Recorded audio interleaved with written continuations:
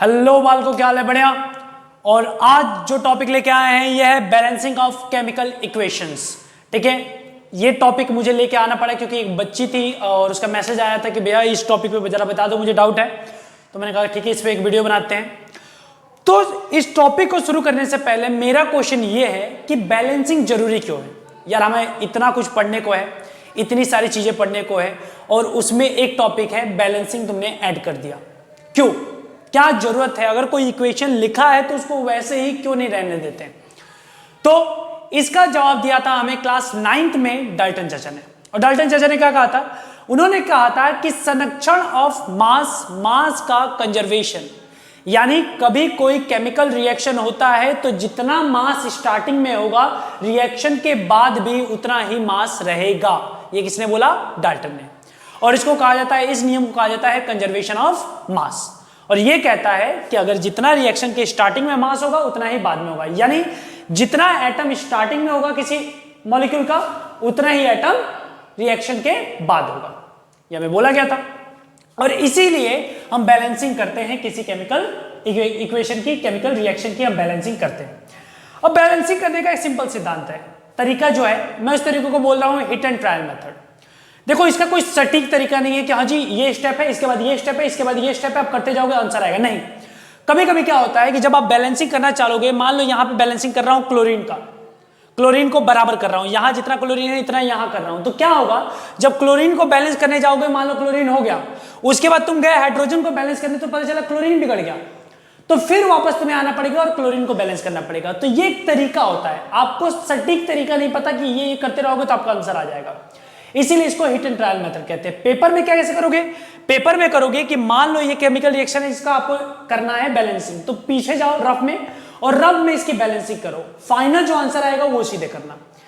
एक थोड़ा सा छोटा सा एक प्रोसीजर मैंने बना रखा है, उसको फॉलो करने से 90% क्वेश्चन को आसानी होती है सॉल्व करने का, 100% किसी गारंटी नहीं है बैलेंसिंग में। बात समझ आ गई? चलिए कैसे बैलेंसिंग करते हैं ये जानते हैं। और हम पहला एग्जांपल लेते हैं, Al प्लस HCl जो रिएक्टर के बना है AlCl3। तो मेरा जो बैलेंसिंग का तरीका है वो ये है कि सबसे पहले बड़ा मॉलिक्यूल चूज करो, सबसे पहले बड़ा मॉलिक्यूल। तो सबसे बड़ा मॉलिक्यूल ये है, ये चूज करने के बाद इसमें ढूंढो हाइड्रोजन, यानी सबसे पहले किसको बैलेंस करो? हाइड्रोजन को, दूसरे नंबर पे ऑक्सीजन को और तीसरे पे जो भी आ रहा है उसको करते रहो। पर यहां पर देखने पर चला कि हाइड्रोजन है ही नहीं, यहां पता चल रहा है ऑक्सीजन भी नहीं है, तो जो अगला बचा उसको कर दो। तो यहां पे तुम्हें दिख रहा है क्लोरीन 3 है, कितना है? क्लोरीन 3। क्या इधर और क्लोरीन है? नहीं है, यहां बस क्लोरीन 3 है, यानी पूरे इधर क्लोरीन 3 है और यहां क्लोरीन कितना है? 1। तो जो भी बैलेंसिंग करना तो याद रखना आपको मल्टीप्लाई बाहर करना है। मतलब अगर H2O है और मुझे ऑक्सीजन को 2 करना है तो 2 ऑक्सीजन करने के लिए मैं यहां नहीं लगाऊंगा, इसके वजह से तो मॉलिक्यूल ही बदल जाएगा, ये पानी रहेगा ही नहीं। अगर तुम्हें 2 लगाना है तो तुम यहां लगाओगे हमेशा बाहर के साइड। बात समझ आ गई? तो आपको क्लोरीन 3 करना तो आपने 3 लगा दिया इधर, क्लोरीन बैलेंस हो गया। एल्युमिनियम कितना है? एल्युमिनियम 1 है, एल्युमिनियम 1 है, पर यहां गड़बड़ हो गई हाइड्रोजन की। हाइड्रोजन कितना हो गया यहां पे? 2, और यहां कितना हो गया? 3। ये तो गड़बड़ है, आपको फिर से बैलेंस करना पड़ेगा। तो हाइड्रोजन को पहले बैलेंस करते हैं। किसको? हाइड्रोजन, क्योंकि क्लोरीन दिक्कत कर रहा है, क्लोरीन के बेसिस पे काम नहीं चल सकता, तो सबसे पहले हाइड्रोजन को ही बैलेंस कर दो। हाइड्रोजन को बैलेंस करने के लिए क्या लगाओगे? आपने मान लो यहां लगाया 3, क्यों लगाया एक बार बताऊंगा आपको। यहां आपने लगाया क्लोरीन के लिए, हाइड्रोजन के लिए 3, 3 दूनी 6, तो यहां पे लगा दो कितना? यहां पे लगा दो 6 हाइड्रोजन। क्यों? क्योंकि क्लोरीन का कितना है? 3। ध्यान समझो, क्लोरीन का कितना है? 3। यहां क्लोरीन को मल्टीप्लाई करना है। अब यहां पे या तो 3 आ सकता है तो क्लोरीन बैलेंस होगा, और यहां पे अगर तुमने 1 लगाया तो क्लोरीन 3 ही रहेगा, 2 लगाया तो 6 आएगा, 3 लगाया तो 9 आएगा। यानी क्लोरीन इसके लिए RHS में हमेशा 3 का टेबल चलेगा, या तो 3 आएगा या क्लोरीन 6 होगा या 9 होगा इस साइड, और उसके हिसाब से क्लोरीन आपको यहां पे भी करना पड़ेगा 3 के टेबल में ही। अब आपको पता है यहां 2 है, तो 2 के टेबल में और 3 के टेबल में, दोनों के टेबल में जो आता है वो आता है 6, इसलिए मैंने यहां 3 लगाया ताकि हाइड्रोजन कितना हो जाए? 6। तो यहां पे क्लोरीन को भी मैं 6 कर सकता हूं, तो हाइड्रोजन 6 हो गए, क्लोरीन 6 हो गया। क्लोरीन को 6 करने के लिए मैंने यहां 2 लगा दिया, तो 2 3 दूनी 6, क्लोरीन भी 6 हो गया। एल्युमिनियम 2 हो गया, तो यहां मैंने 2 लगा दिया। फिर से प्रोसीजर रिपीट कर रहा हूं। मैंने क्या करा? मैंने क्लोरीन को बैलेंस करना चाहा तो क्लोरीन बैलेंस नहीं हुआ, क्लोरीन बैलेंस कर दिया पर हाइड्रोजन दिक्कत कर गया। मुझे पता है यहां पे क्लोरीन 3 है, यानी मैं यहां पे जो भी लगाऊंगा हमेशा वो क्लोरीन के 3 के टेबल में चलेगा। 3 3 दूनी 6, 3 के 9, 3 चौक 12, यानी यहां पे भी क्लोरीन कितने के टेबल में चलेगा? 3 के टेबल में ही। पर आपके अगर 3 के टेबल में चलाओगे तो हाइड्रोजन भी 3 के टेबल में चलना चाहिए। अरे बात समझ, हाइड्रोजन फिर 3 के टेबल चलना चाहिए। क्या इधर कहीं और हाइड्रोजन है? नहीं है। तो यहां हाइड्रोजन 3 के टेबल में चलेगा तो यहां पे भी 3 के टेबल में चला दो। तो 6 ऐसा होता है जो 3 के टेबल में आता है, इसलिए मैंने 3 से मल्टीप्लाई किया। 2 से करता तो 4 आता, वो 3 के टेबल में नहीं आता। 1 पे 2 आता तो वो पॉसिबल नहीं है, इसलिए मैंने सबसे छोटा लिया 3, और ये मेरा बैलेंस हो गया और ये मेरा आंसर है। बात समझ आ गई? कोई दिक्कत? ठीक है, आगे बढ़ते हैं और बैलेंस करते हैं अपना दूसरा। H2SO4 प्लस HI जो बन के बना है H2S plus I2 plus H2O।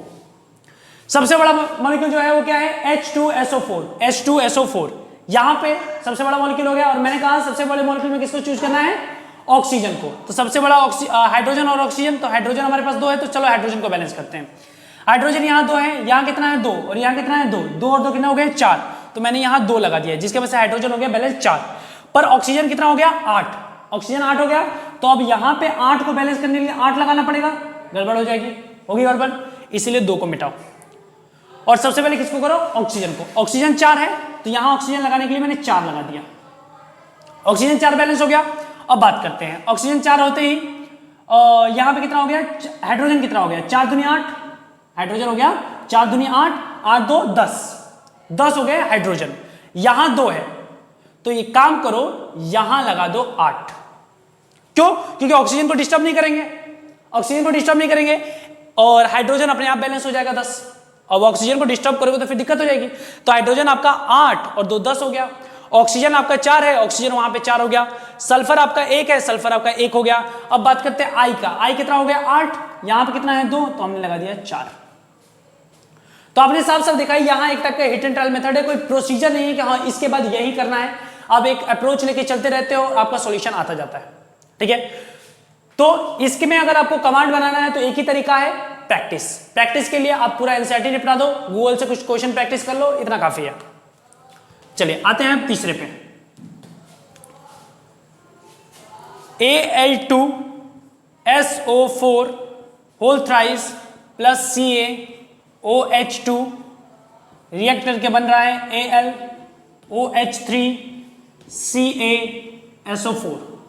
CaSO4 ये हमारा है सबसे बड़ा मॉलिक्यूल। सारे बड़े मॉलिक्यूल दिख रहे हैं, पर ये हमारा सबसे बड़ा मॉलिक्यूल, तो इसको लेते हैं। यहां पे आपको साफ साफ दिख रहा है कि हाइड्रोजन है नहीं, ऑक्सीजन है। ऑक्सीजन कितना है? 12, 4 और 3 12। ऑक्सीजन 12, और यहां पे कितना है? 12 2 14, तो 14 हो गया हमारे पास ऑक्सीजन। और यहां पे कितना ऑक्सीजन है? यहां पे ऑक्सीजन है 3 और 4 3 7, 3 और 4 3 7 है। तो एक काम करो, यहां पे लगा दो 2। क्यों? 3 दूनी 6 हो जाएगा, और 6 4 10 हो जाएगा। नहीं, यहां पे सही नहीं रहेगा, 10 ही आएगा। कोई दूसरा तरीका सोचते हैं। 4 दूनी 8, और कैल्शियम कितना है अपने पास? एल्यूमिनियम 2 है, एल्यूमिनियम 2 है, तो साफ साफ यहां पे 2 तो लगाना ही बनेगा।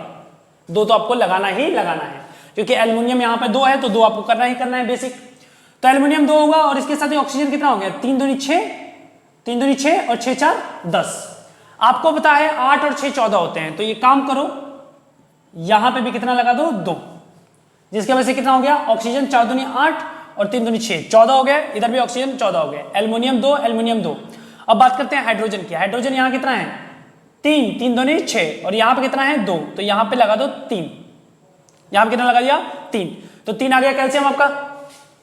अब देखो यहां पे क्या दिक्कत है कि हाइड्रोजन हमारे पास बैलेंस हो गया 3 दूनी 6, हाइड्रोजन अपने बैलेंस हो गया 3 दूनी 6, ऑक्सीजन बैलेंस हो गया, एल्युमिनियम भी बैलेंस हो गया। दिक्कत कहां कर रहा है? कैल्शियम। वहां पे कैल्शियम कितना बन रहा है? 2, पर यहां कितना बन रहा है? 3। अब ये प्रॉब्लम है, अब ये प्रॉब्लम है, और इसका आपको सॉल्यूशन निकालना पड़ेगा। तो कैसे निकालें? किससे मल्टीप्लाई करें?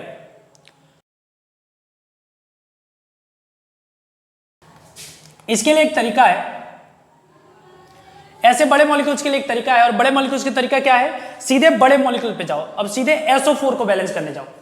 SO4 कितना है? 3।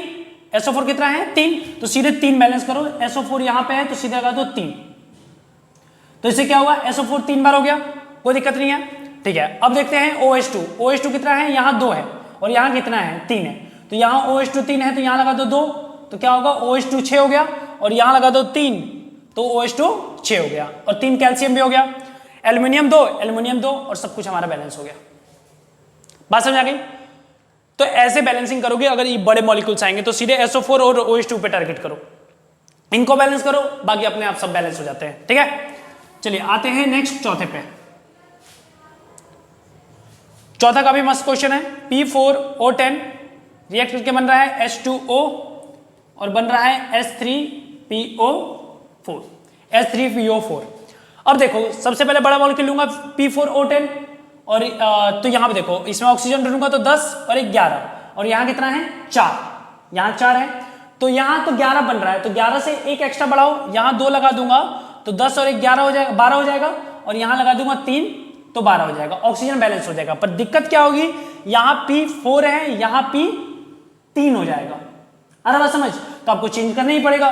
तो एक काम करो, सबसे पहले P को ही बराबर करो और P को लगा दो 4, तो P तुम्हारा 4 हो गया, इसको मिटाता हूं, P तुम्हारा 4 हो गया। अब देखो ऑक्सीजन की क्या कंडीशन है, ऑक्सीजन को देखोगे तो 4 चौक 16 ऑक्सीजन, और यहां 10 है तो 10 और 6 लगा दूंगा तो ऑक्सीजन 16, चढ़ती है 12 हाइड्रोजन, चढ़ती है 6 दूनी 12 हाइड्रोजन, तो ये तुम्हारा बैलेंस हो गया। तो बैलेंसिंग तुमने पूरा देखा, मैंने जब ये क्वेश्चन कर रहा था तो उसमें भी देखा कि आपको क्या करना होता है कि जब आप बैलेंसिंग करने चालू करते हो तो उसका एक सिस्टमेटिक तरीका नहीं है बच्चे, कि आप ये तरीका करते जाओगे आपका हो जाएगा। बैलेंसिंग में आपको अगर स्ट्रॉन्ग करना है अपना बैलेंसिंग तो एक ही तरीका है और वो है प्रैक्टिस।